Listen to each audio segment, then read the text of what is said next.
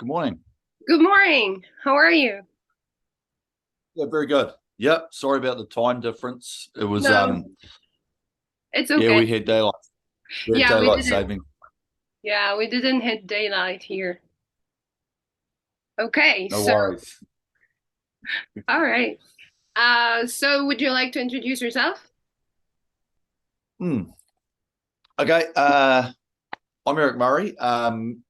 One half of probably the better known Kiwi pair, New Zealand men's rowing pair, that won 2 Olympic gold medals. Crikey, I think we won 7 world championships. But probably the best.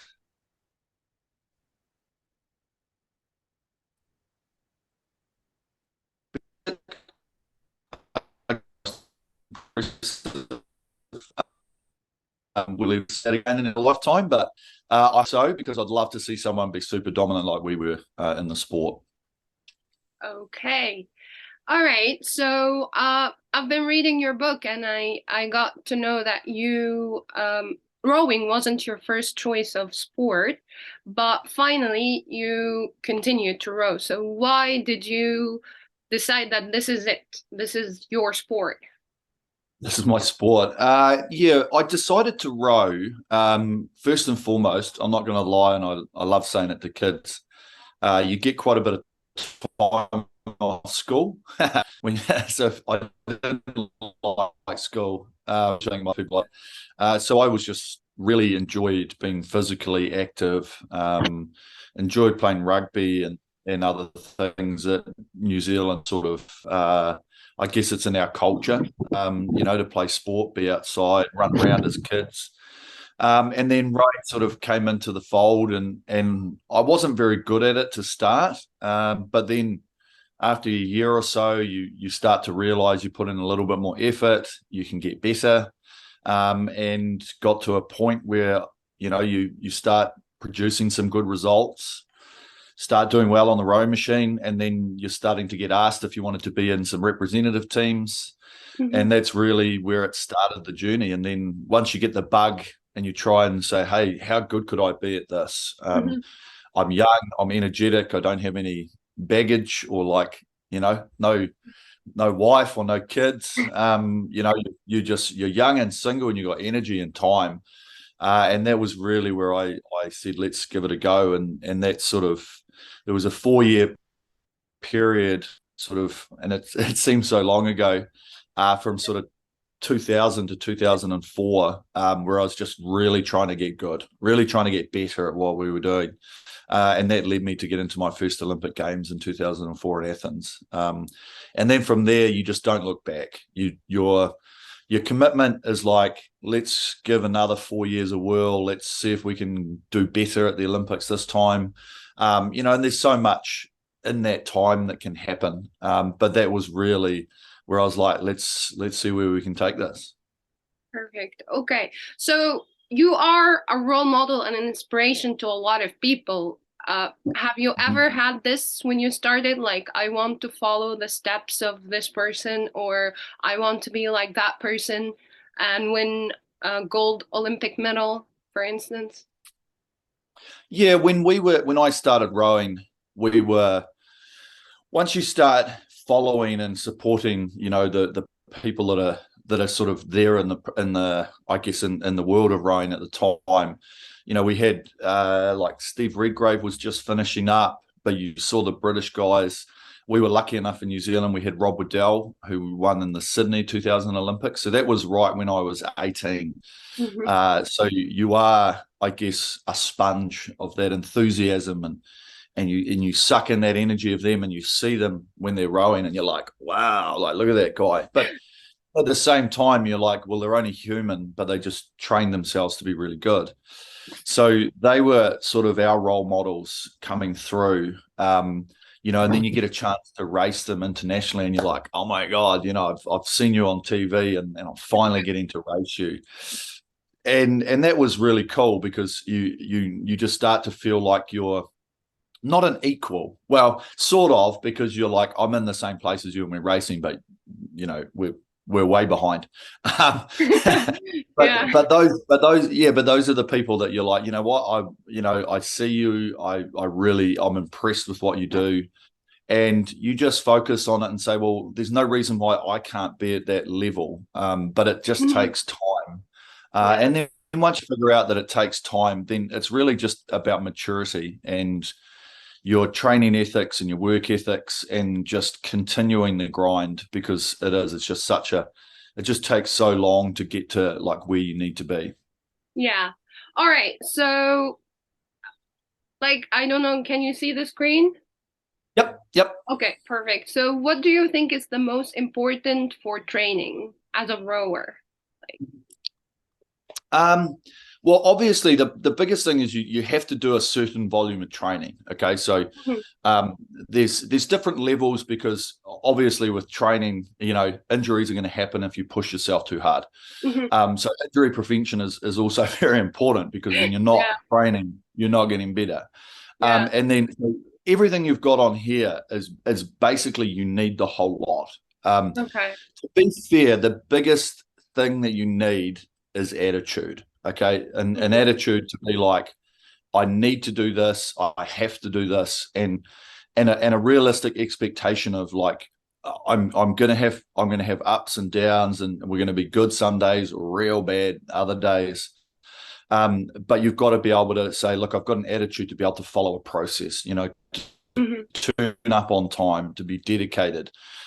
Because that without that, you know, and I hate to use the word, and one thing with a lot of people is that they use the word sacrifice. So they're like, Mhm. oh, I sacrifice this, I can't go to this, and I can't go to that.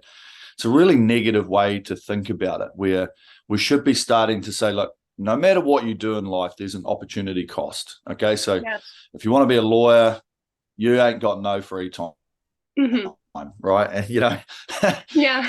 and then if you just want to be a school teacher, well, you're not going to make a lot of money. So Yeah. there's opportunity costs with everything you do, and so that's really what you've got to think about in terms of when you're training, because all of what you've got here, without the nutrition and the recovery, you can't train. You know, without the nutrition, something stops you on the way, you're sick or you're anything, it's hard to sit there and let things mull over in your head like, oh my God, I'm not going to make it. We're running out of time for our championships or whatever it is. So it all comes into that equation. So, you talk about what's most important. I think you've got all of the attributes there that need to happen. Okay. And you just got to fit them in a certain scale, because you can't train 24/7. It just doesn't work. And you've got to be able to learn how to deal with tough things, like when you get injuries or whatever. So there's your mental toughness, Oh, whatever. Yeah, you have to be able to recover, otherwise you can't train. all right. So, have you ever had to deal with any injuries in your career? Mm. I didn't have too many injuries myself. Most of the time, if I had like an injury, it wasn't from rowing specific. So, like, for example, I'd be out in the garden, or I'd be lifting heavy stuff, and I'd be like, oh shit, it hurt my back. Or a couple of times I was moving some furniture and I like stepped wrong and I hurt my knee. So there's bits and pieces like that. They didn't really hold me back for super long periods of time, Hmm. which was good. But they still set you back, a week, where you've got to take things slow, figure out how much load you can put on your body. Hmm.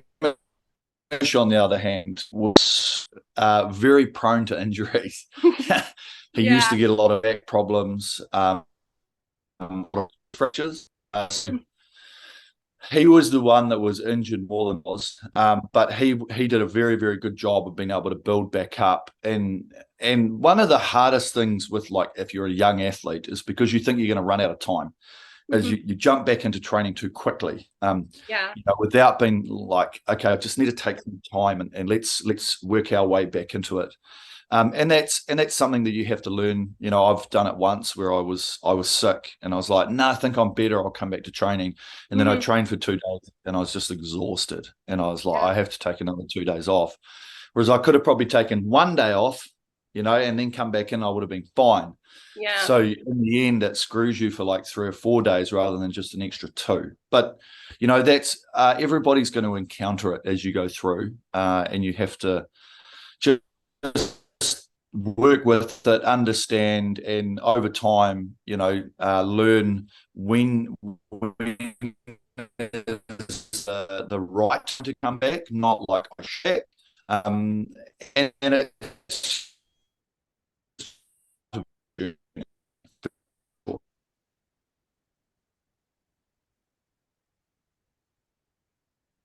Okay. no, we still here? Yeah. Okay. It went off a little, but now it's fine. No, that's all right. Don't Okay. worry, we're a long way apart. You're Okay. way on That's the other great. side of the world. Yeah. All right.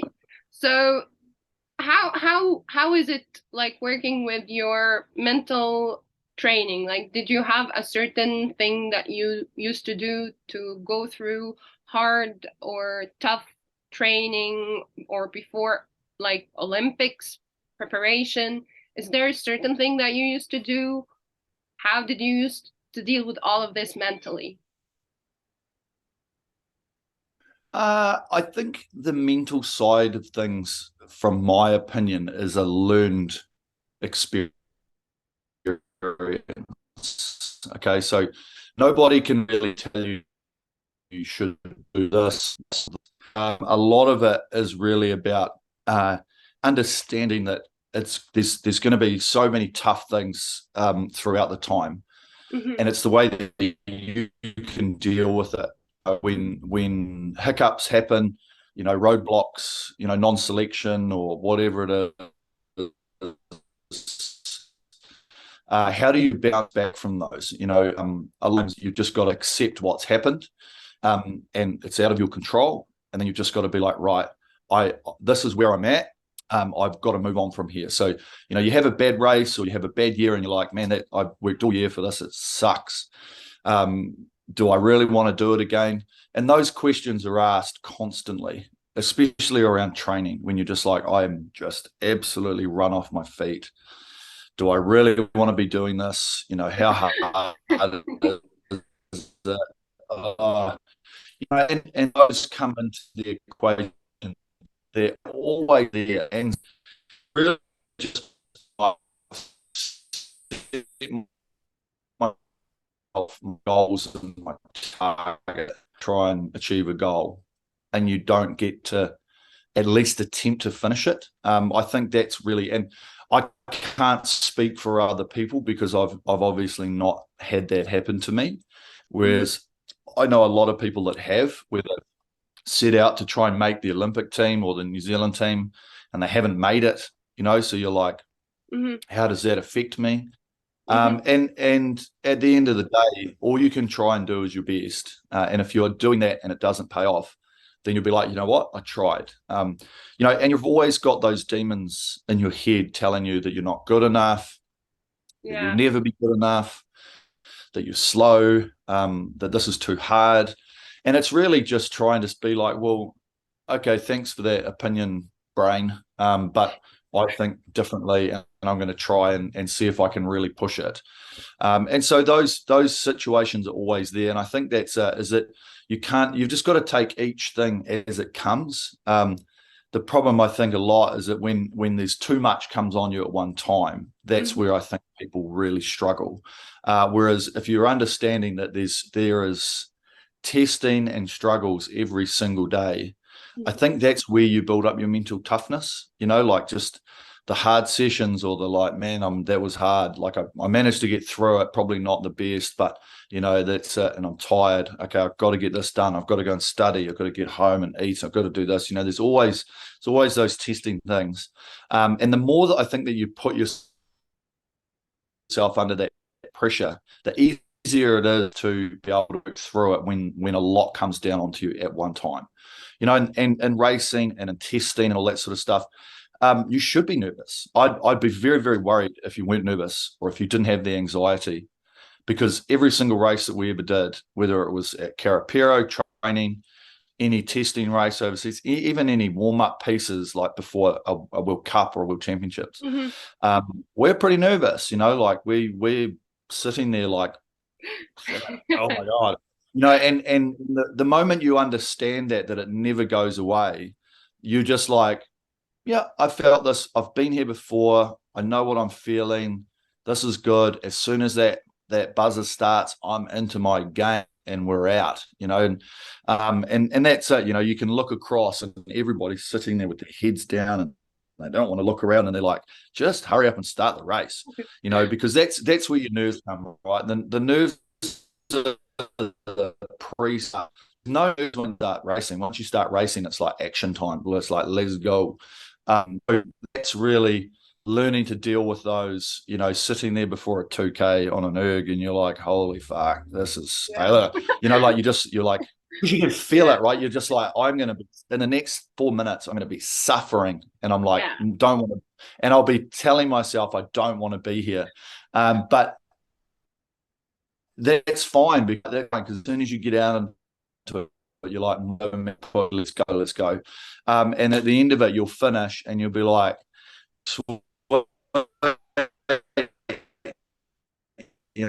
God, man, push through that, which is what anyone can ask for. Anyone that commits to it, anybody that tries it, anybody that does it, you just be like, there's a lot of people out there that would never try and do what you're doing. And I think that's why sometimes, even though you might have a bad result in your mind, you've got to be able to say, you know what, at least I tried. Some people wouldn't have even given this a go, and I did, and that's why you take solace out of it. All right. So some people like here think that water training is more important than erg training. So in your opinion, how important is erg training to rowers? We changed a lot over our years in rowing, where we did first predominantly in our younger years and stuff. It was just so much rowing, row, because it is difficult to get the technique of rowing without being in a boat where you can feel the process and feel the rhythm and all that sort of stuff, and working with other people. But then in our later time, we did a lot more off-water stuff, almost 50-50 off water, on water, and it's specific. It's not just sit on the rowing machine for 45 minutes or whatever. It's here's some pieces, here's some pyramids, here's some 3-minute pieces, really ramping it up. Like that, it's specific training. It's not just row, like slow, steady sort of crap. It was pretty hard. And I think that done properly, a program should be able to incorporate both.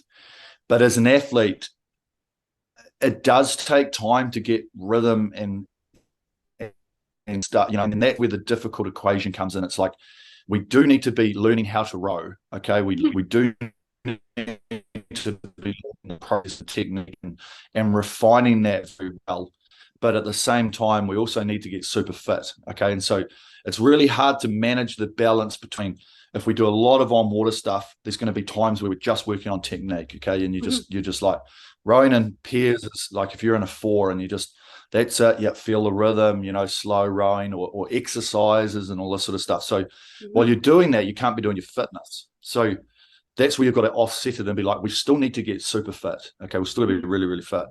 So you can do a lot of technique stuff on the water and then a lot of fitness stuff off the water, because it's very easy to do the fitness stuff.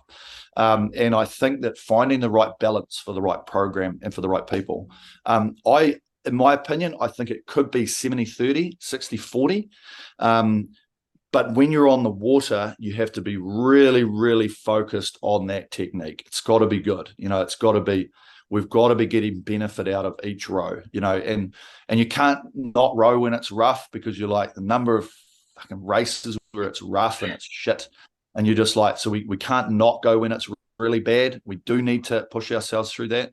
But then using that off-water stuff to perfection, really always like working the technique on the rowing machine, get it if you're on the bikes or a wind train, whatever, really just working on your aerobic and your fitness and all that sort of stuff.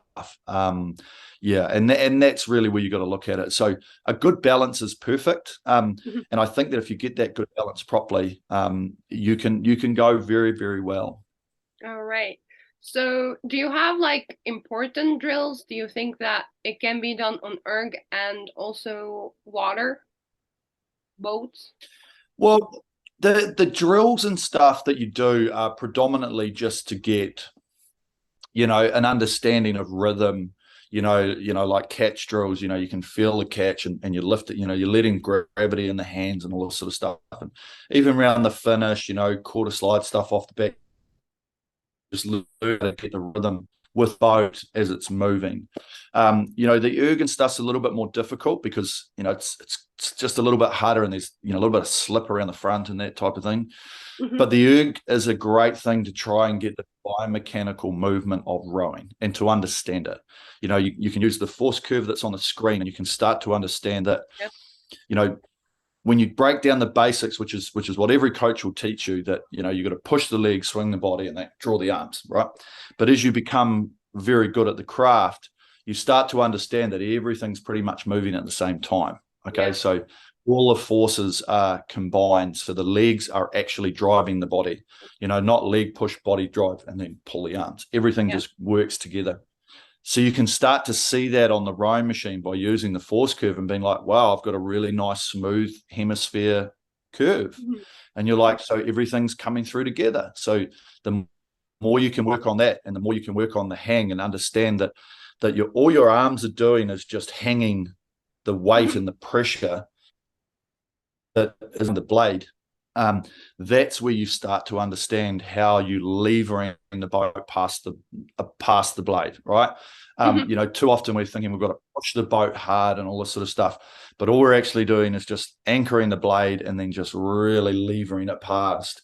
Yeah. And that's where you start to understand it. So yeah, you have to use the rowing machine. You can't just Mhm. use it to like train, whatever. You have to use it to try and find that rhythm and that flow, because at the end of the day, once you start to break down what the rowing stroke's actually about, and what makes people good rowers, you can start to understand what you need to be searching for. Like you can tell people are like, oh, but the fittest and best rowers will win. And I'm like, well, no, it doesn't necessarily have to be that way. The whole thing with the rowing boat is getting it to speed and then just not letting it slow down as much as anybody else. Mhm. Because you break down you look at the data, everyone goes out of the blocks fast, and then their boat just starts slowing, and then Yeah. you've got to try and sprint to the finish line. So Mhm. if you're like, well, okay, I'll get it out, but if I could not slow it as far as somebody else that's slowing down here, you're in front, So Yeah. that's the equation of rowing. Okay, it's who can be the most efficient, who can Mhm. slow their boat down the least, that's going to be in front. And when we started to really get that as an understanding ourselves, we started to not go out in races going, let's push harder and do all these pieces as you were racing down the track. It was like rhythm, smooth, lever, everything was talked about was to protect our speed. Mhm. No one's going to make any more speed while you're on the water. Like you've got to use so much energy to try and get your boat back up to speed.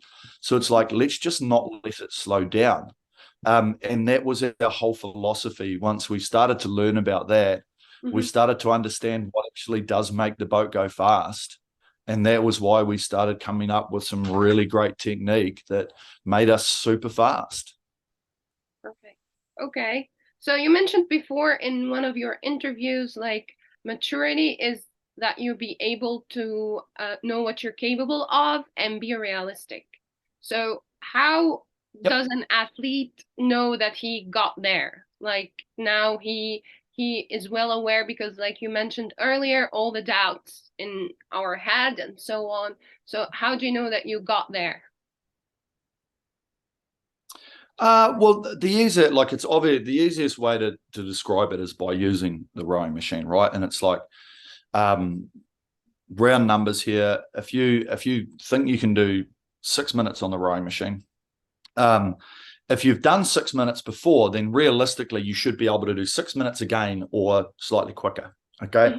Mhm. If you're sitting there and you've done 6 minutes 20 and you're trying to do 6 minutes, not going to happen, right? Because Yeah. realistically, you've never done it before. You haven't even done half the pace in training with a realization of like, yeah, I could probably hang on for the next like if I could double that.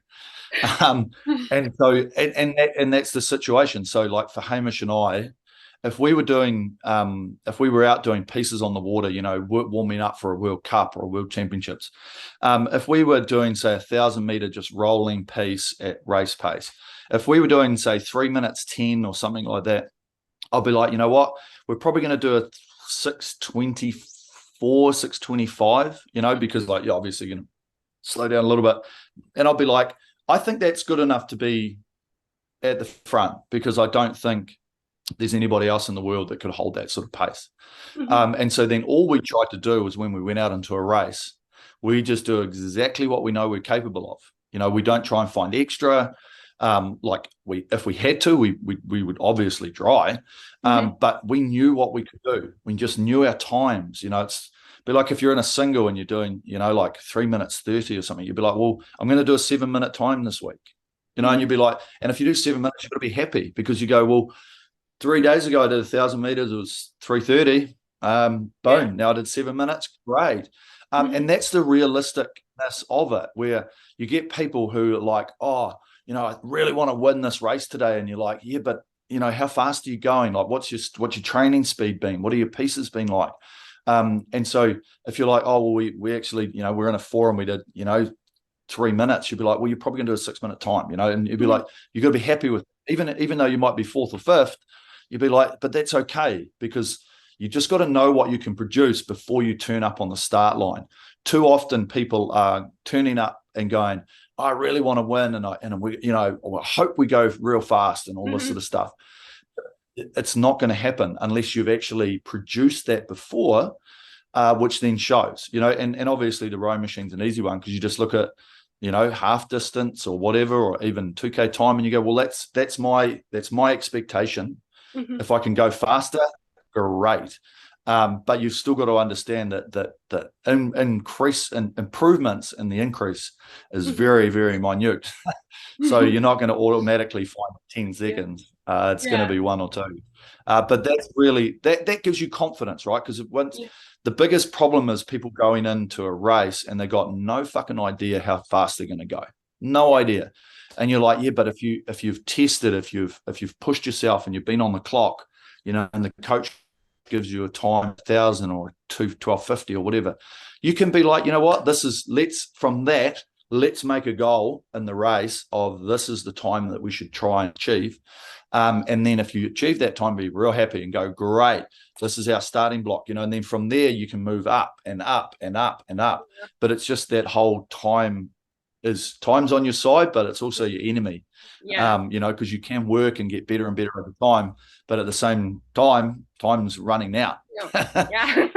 Yes. Okay, so like, how was your journey with your coaches? Like you mentioned before, also in other interviews, you had multiple coaches. So how was that? Oh yeah. Well, I think every coach, you don't necessarily need to like your coach. Okay, so it's probably not like a very good opinion, but the thing is, some people just don't like specific coaches. Okay, and whether it's their teaching style or their mannerisms or the way they talk to you or whatever. But at the end of the day, coaches are trying to make you good, right? They're not just saying things for shits and giggles. They want to be good because at the end of the day, you win, they win. Okay, you lose, they lose. It's as simple as that.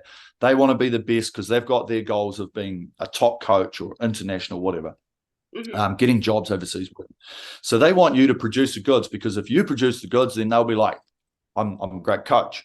But as a person, some people react really differently to different coaches, and the style and their communication is generally the way that it goes. So learning and understanding what you can get out of each coach that you have and the way that they talk about it and be like, you know, and at the same time, you got to sort of have an opinion, but you've also just got to leave it and be like, I'll do what you tell me to do, but I'm still trying to work on the way in my head that I feel like we should be doing this. You know, and so we had many coaches over time. Some of them in my early time just taught you how to be tough. You know, it's just like, you've got to just rip at it and be, you know, whatever. And that happens because as we talk about maturity over time, that's just how it works. But in our later years, we had Dick Tonks as a coach, and he was terrible communication style.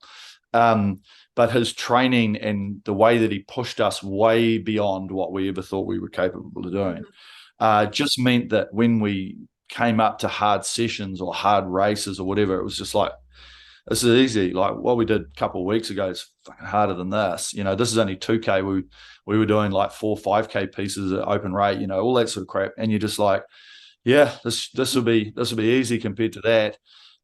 You know, but then you start to get a bit more collaboration with other coaches and talking about it. So there is such a big difference. And at the end of the day, you've got to trust in what your coach is trying to do, because they want the best, you want the best, and you've got to let it run its course. You know, to do a cycle or a year or whatever it is with your coach, and then be like, did it work? Yeah. Did I like it? Or do I think I need to look at something else? Do I like the style that another coach is doing? And maybe should I pursue that? And it is difficult because in some programs, it's like, that's all you're going to get. You know, you're not going to have any other coach. And so it is just learning. It is just learning from each coach and taking away what you need out of it, but also doing the absolute best you can so that you can both win, right? Everybody wants to win. Yeah. So who was the most influential coach in your career? A guy by the name of Chris Nelson. So he coached with the American system with Mike Tatey through sort of 2004. So the Americans won the Athens Olympics in the 8. And he came over and he became the New Zealand coach, and he was the men's coach. And he took us to our first world championship title when we won the 4 in 2007. And I still remember to this day, we were on the water, first day that he was there, and he just stopped us and he goes, "What are you guys doing?" He goes, "You're working way too hard." Because we were just historically like, just fucking work hard. And he was like, he goes, "With no feel, you let the boat run, and you got to be smooth and patient and all of this." And so over time, when we had him, and he's just like, smoother, you know, like don't hit the front, like everything about it. All his philosophies were about what we started to figure out about: let the boat run, be smooth, just don't upset the rhythm, just get the speed and then maintain it. And so we started to work like less. We were still working hard, but it wasn't like we were physically trying to make the boat move. We were like, make the boat move and then run with it and glide and everything. So he was the first one that really sort of taught us about the boat feel and trying to not upset the rhythm and maintain the pace. You know, you use all the energy to get it up to speed and then just hold it, tap it along, just, you know, don't upset the speed and be really smooth with it. Don't hit it, whatever.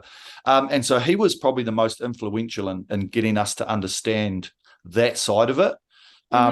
Because we used to think we did it anyway. And we thought that we were letting it run. And we thought by working hard and letting it run, we were going to get it. But you can't have both the same. You know, and that's why you see some crews that row beautifully and really smooth, and they're super fast. You know, you're just like, wow. You know, and so he was the most influential in that case for us. And then we used that as we went through. It gave us a really good philosophy on that. And then we took it through with our other coaches. And then, of course, Dick piled on the training load, and we still worked on the technique. So we got really fit and we rode really well, and we won. And then when we got Noel between London and Rio, he just was like, "You guys are doing a great job. We're going to still refine it a bit, but we're going to refine the training," which is where we started to do sort of 60-40 on water, off water. And we went just as fast, probably faster, you know, and that was just it. But, you know, you could, there's nearly 12 years, you know, and that's the one thing you got to understand. You know, there was a lot of time pre us being good. There was a lot of time pre us being in the pair and being good, where we weren't very good at all. You know, we spent years going overseas and struggling to make A finals in the 4, and then we finally got it, and then we lost it, and then we came back and we kept it. You know, and that's just the way you got to look at it. All right. So in your opinion, what qualities make the best coach? Communication style.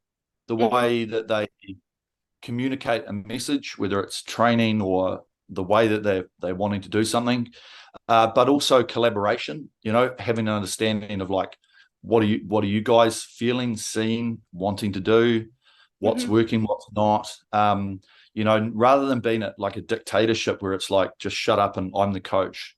I'll tell you what we should be doing. Mm-hmm. Having that ability to talk it through and say what you're feeling, say what we're seeing, whatever.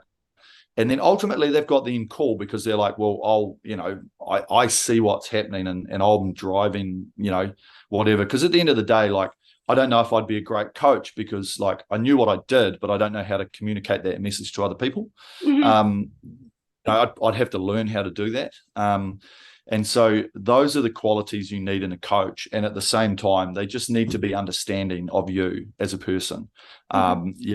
Too often you see people just like, they've got to understand you've got lives, and most people are doing this for enjoyment, but also at the same time, you've got work commitments, study commitments, everything else.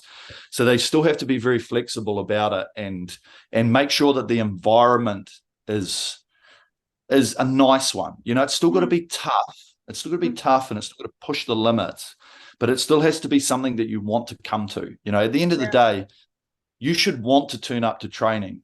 The coach should never have to tell you to turn up to training. You need to be like, I want to come. I want to be here. And if you've got that, then you're going to be in a really, really good place rather than being like, come on, guys, you've got to be here tomorrow at 8 o'clock, whatever. And you're like, oh, man, I don't want to be, that type of thing. Mm-hmm. You've got to have that enthusiasm to turn up. Otherwise, yeah, you'll never really enjoy it at all.